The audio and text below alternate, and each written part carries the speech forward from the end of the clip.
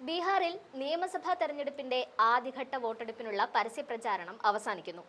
അവസാന മണിക്കൂറുകളിൽ രാഷ്ട്രീയ പാർട്ടികൾ വോട്ടർമാരെ ആകർഷിക്കാൻ വാഗ്ദാനങ്ങളുടെ കൊട്ടിക്കലാശം തീർക്കുകയാണ്. രാഷ്ട്രീയ നിരീക്ഷണങ്ങൾ അനുസരിച്ച് ഇന്ത്യ സഖ്യത്തിനാണ് നിലവിൽ അവിടെ മുൻതൂക്കം കൂടുതൽ എന്ന സൂചനകൾ പുറത്തുവരുന്നതിനിടെ തേജസ്വി യാദവിന്റെ പ്രഖ്യാപനങ്ങൾ ശ്രദ്ധേയമാവുകയാണ്. മഹാസഖ്യത്തിന്റെ മുഖ്യമന്ത്രി സ്ഥാനാർത്ഥിയായ തേജസ്വി യാദവ് മുന്നോട്ട് വെച്ച രണ്ട് പ്രധാന വാഗ്ദാനങ്ങളാണ് ബീഹാറിലെ രാഷ്ട്രീയ ചർച്ചാ വിഷയമായി മാറുന്നത്. ഒന്നാമത്തെ പ്രഖ്യാപനം സ്ത്രീകൾക്ക് വേണ്ടിയുള്ളതാണ്. മഹാസഖ്യം അധികാരത്തിലെത്തിയാൽ 30,000 രൂപ വീതം സ്ത്രീകൾക്ക് അവരുടെ അക്കൗണ്ടുകളിലേക്ക് നേരിട്ട് നൽകുമെന്നാണ് വാഗ്ദാനം. ഈ തുക ജനുവരി മാസം തന്നെ എത്തുമെന്നും തേജസ്വി യാദവ് ഉറപ്പു നൽകുന്നു. സമീപകാലത്ത് നടന്ന തിരഞ്ഞെടുപ്പുകളിലെല്ലാം സ്ത്രീ വോട്ടർമാർ നിർണായകമായതിന്റെ പശ്ചാത്തലത്തിൽ സ്ത്രീ വോട്ടർമാരെ പരമാവധി സ്വാധീനിക്കാനുള്ള നീക്കമായാണ് ഈ പ്രഖ്യാപനം വിലയിരുത്തപ്പെടുന്നത്. രണ്ടാമതായി കർഷകർക്ക് വേണ്ടിയുള്ള വാഗ്ദാനമാണ്.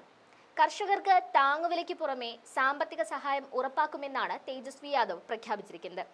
സ്ത്രീകൾക്ക് 30,000 രൂപ നൽകുമെന്ന തേജസ്വിയുടെ പ്രഖ്യാപനം നിലവിലെ മുഖ്യമന്ത്രി നിതീഷ് കുമാറിന്റെ പദ്ധതികളോടുള്ള വ്യക്തമായ മറുപടിയാണ്.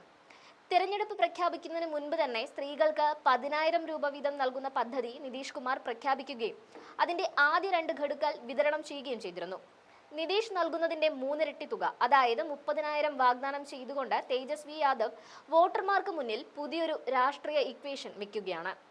മഹാസഖ്യം ആദ്യഘട്ട പോളിംഗിന്റെ പ്രചാരണത്തിന്റെ അവസാന മണിക്കൂറുകളിൽ ശക്തമായ വാഗ്ദാനങ്ങളുമായി മുന്നോട്ടു പോകുമ്പോൾ ഭരണപക്ഷമായ എൻഡിഎയുടെ തന്ത്രം വ്യത്യസ്തമാണ്.